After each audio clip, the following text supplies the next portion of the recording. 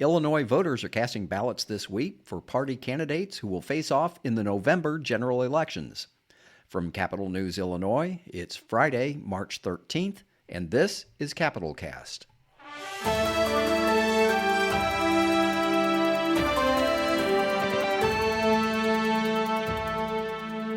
Hello, and welcome to another edition of Capital Cast, a regular podcast of Capital News, Illinois. I'm Peter Hancock, and I'm joined this week by CNI reporters Brenden Moore and Ben Szalinski. This coming Tuesday, March 17th, is not only St. Patrick's Day, but also primary election day in Illinois. This is where voters in the two major parties select their candidates to appear on the November ballot. At the federal level, it's a midterm election, which is often seen as a referendum on the president and the party in power. In Illinois, there's an open U.S. Senate seat and a number of open U.S. House seats. At the state level, it's a gubernatorial year, which means the office of governor and all the statewide constitutional offices are on the ballot. So let's start with the U.S. Senate race. Last year, longtime Democratic Senator Dick Durbin announced he would not seek another term. That set off a kind of chain reaction in Illinois politics as politicians at various levels lined up to run for that seat. Ben, let's start with you. Remind us who's running, starting on the Democratic side. Who are the candidates there? Yeah, there's quite a long list of candidates running, but the three you need to know about are Lieutenant Governor Juliana Stratton, U.S. Representative Raja Krishnamurthy from Schaumburg, and U.S. Representative Robin Kelly from South Suburban Cook County. And these are obviously the three main players who are very well funded, raising a lot of money, have been in politics a long time. They are the main ones on the Democrat side who, we expect to receive 95% of all votes cast in that primary. Okay, and what about on the Republican side? Yeah, the Republican side is a very low name recognition side. The biggest name there is Don Tracy, the former chair of the Illinois Republican Party who left a year or two ago. He is probably the favorite in that race, even though, we're not seeing a whole lot of attention paid to that race. There's another candidate, Jeannie Evans, who seems to be getting a lot of attention on social media. I know there's a number of other Republicans who've found her to be an interesting candidate. So, it seems like it could be kind of a two-way race between the two of them, but we believe that Don Tracy, the Springfield attorney, is probably the favorite there. Okay, Brenden, let's turn to you. You've been talking with people involved in political races, the political insiders. What are you hearing about the issues that are going to decide this race? What is this race going to pivot on? So Congressman Krishnamurthy has spent the vast majority of this race as the favorite. He was the best funded candidate. He's been running ads nonstop since July, and he's really had a polling lead the whole time. But the Governor J.B. Pritzker got into the race a few months ago by funding a PAC to support his Lieutenant Governor, Juliana Stratton. And so she's been going up in the polling and has some momentum going into Election Day. At the same time, Krishnamurthy, even after spending, I believe now it's over $20 million on ads, he's hit a bit of a polling ceiling. He's been kind of in that mid to high 30s, maybe low 40s in some polls. So the belief among a lot of people is that he has to kind of stem off some of the momentum that Stratton has because his numbers aren't really going up. So he needs to keep her down. And to do that, there are some outside political action committees that are aligned with Krishnamurthy that are starting to spend in the race on behalf of Rep. Robin Kelly, who has spent most of this race as a distant third place challenger. She's definitely in the top three, but she's been a pretty distant third there. And the idea being that, Juliana Stratton and Robin Kelly are both black women. They both have political bases on the south side of Chicago, that if you boost Robin Kelly, you're going to be perhaps taking away votes from Juliana Stratton. And there is a concern among folks in the African-American community that the community is going to be split, and that's going to allow for Krishnamurthy to win a primary with 35 to 40% of the vote, when perhaps if it was a head-to-head, as Lieutenant Governor Stratton's campaign has tried to make it, that she would be able to squeeze by, given the ceiling that he's been at this entire campaign. So is that what it's coming down to? Is it like identity politics or endorsements as opposed to like philosophical differences between different wings of the party? Is there a liberal wing and a moderate wing that are duking it out? Or is it just kind of name recognition and endorsements and identity? Yeah, that I think I would say that's mostly accurate. I mean, Krishnamurti is probably a tad more moderate than Stratton and Kelly are, but that's not how this race is going to be decided. It is, I mean, Chicago, as you know, has a deep-seated history of racial politics, and that extends to the whole state. A lot of the primary vote is going to come out of the city. So there is some of that identity politics at play there, and also key endorsements. Again, Governor Pritzker is heavily involved in this race. He's put his thumb on the scale for Stratton. And he's feuded in the past with Kelly, so there's a dynamic there. And so I think it is very much, it's less maybe ideology and more of kind of some of these other identity aspects, and I would also say that goes to insider versus outsider. So Krishnamurti's been in Congress for a decade, Kelly's been in Congress for a decade. Stratton's tried to portray herself as, I'm not of Washington. You can't. You need to send a fighter to Washington. We don't need somebody who's been there, who's part of the establishment. So that's part of the dynamic as well. Okay, so let me throw this question out to both of you. 2 weeks ago, the United States launched an attack on Iran. It was done without congressional authorization and, quite frankly, very little congressional consultation. There have been conflicting explanations about why we launched the attack and what our ultimate goals are. And as you look at the campaign, the campaigns for the U.S. Senate, for the U.S. House, I don't hear this being talked about. Why is this not a bigger issue in the campaigns for congressional seats when this ought to be a major congressional issue? I think it's largely because maybe some of the timing of it. It's just really late in this election cycle. A lot of these TV ads, for example, are produced, weeks in advance before they actually come on TV. So I think it's just been kind of late for candidates to actually respond to this. I also think there's just not a lot of differences among Democrats over the issue. They are pretty uniformly against the idea of the president not going to Congress for military power. A lot of Democrats are pretty much in lockstep saying that they haven't seen the actual evidence needed to support the president's ambitions here in Iran.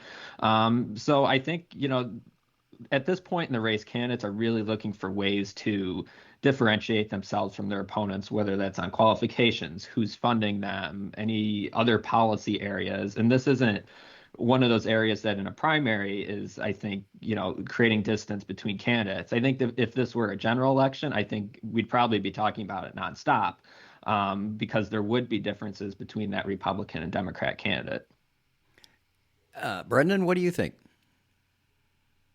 Yeah, I think what Ben said was pretty spot on. I would also add that, I mean, I would love to see some polling on top issue in over the past couple of weeks, because one thing that we've noticed, at least in recent years, is that foreign policy just doesn't move the needle like other issues like cost of living, immigration, topics that are more, I guess, front and center in people's everyday lives. Now, obviously, Iran has been all over the news, and there are legitimate questions, and I think there is legitimate anger on the Democratic side of the aisle at the very least. But I'm not so sure it's anger that moves a mass amount of voters in the way that some of the other top issues that have been talked about nonstop during these campaigns will or do. Okay, well, depending on how long the war goes, maybe it will become a major issue in the general election campaign. Meanwhile, let's turn our attention to the state level campaigns. Governor J.B. Pritzker is running for a third term. He would be the first Democrat ever elected to a third term in Illinois, I believe. He's pretty much unopposed on the Democratic side. Uh, Ben, why don't you tell us who's running on the Republican side to challenge him? Yeah, we have a four-way race here, starting with Darren Bailey as the front runner in this race. He was the 2022 nominee. He received 57% of the vote from Republican voters in the 2022 primaries. So he really came into this race as kind of a strong candidate that a lot of people immediately looked to as the favorite.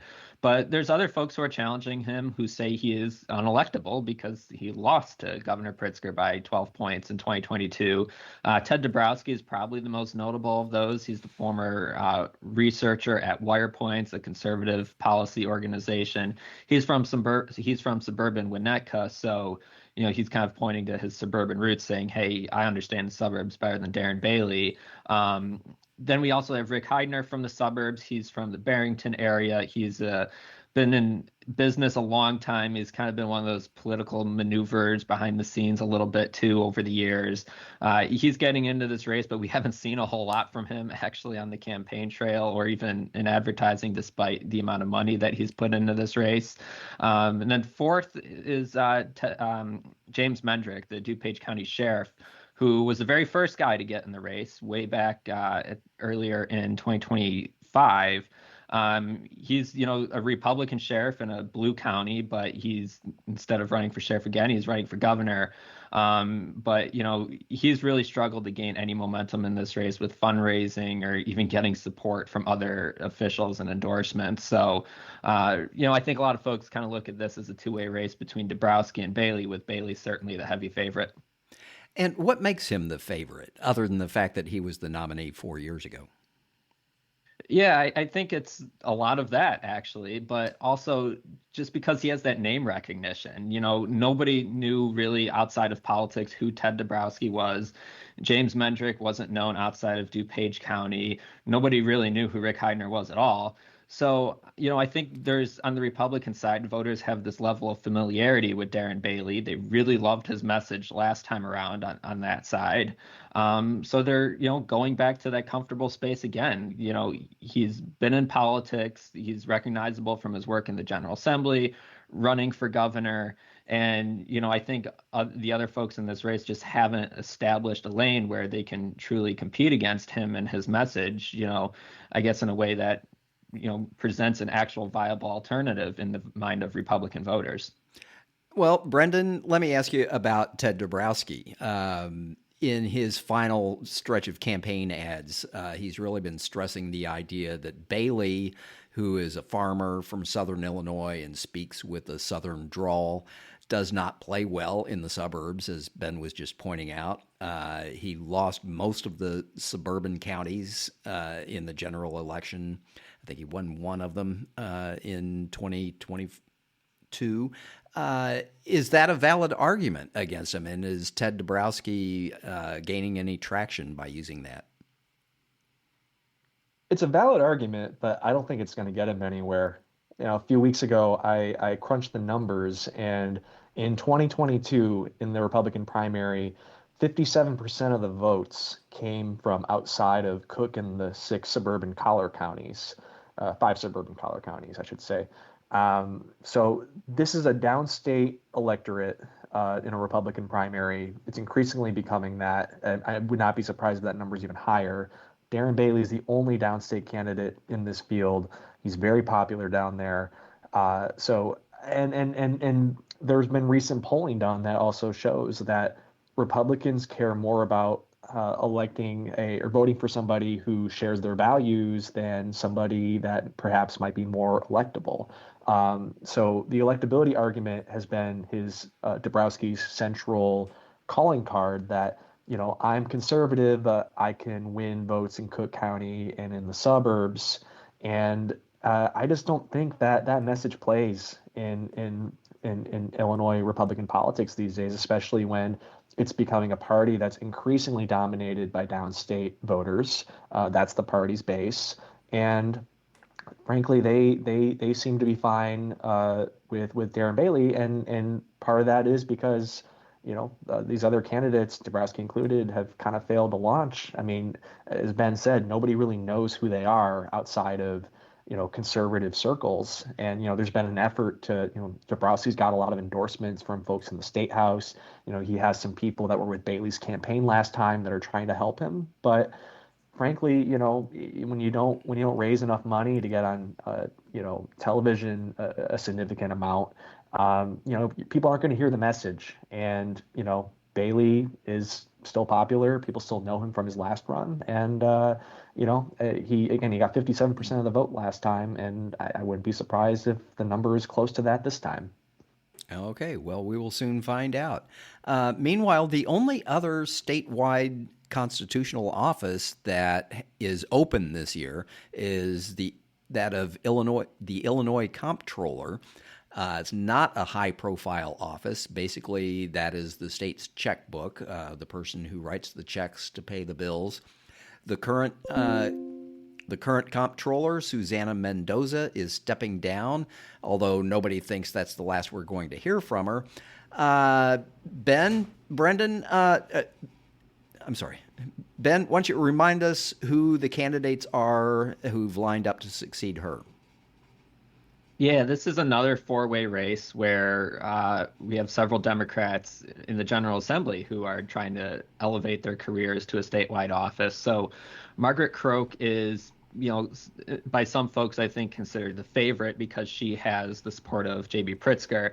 She's a state representative from the north side of Chicago who is raising probably the most money in this race. And she's been in office for about 5 years now. But State Senator Karina Villa from West Chicago out in DuPage County is kind of seen as definitely a strong competitor. She has a lot of support from progressives in this race. She certainly has the backing of a lot of her Senate colleagues. She's doing very well raising money herself. We've seen her ads on TV in addition to Margaret Croak's.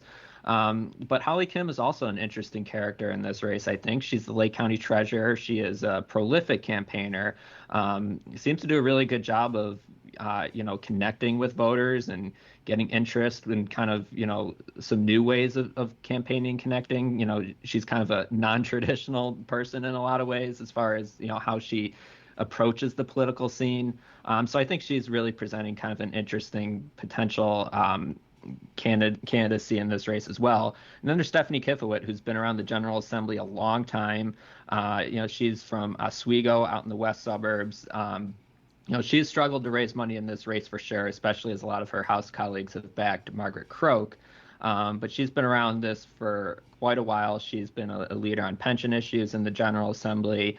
She received the Daily Herald's endorsement.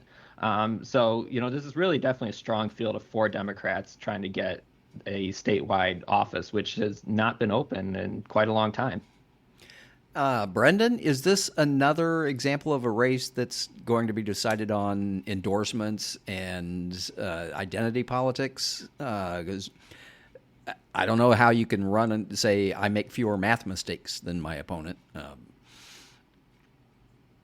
Yeah, no, I think that this is obviously, as you said, Peter, one of the more low-profile statewide positions.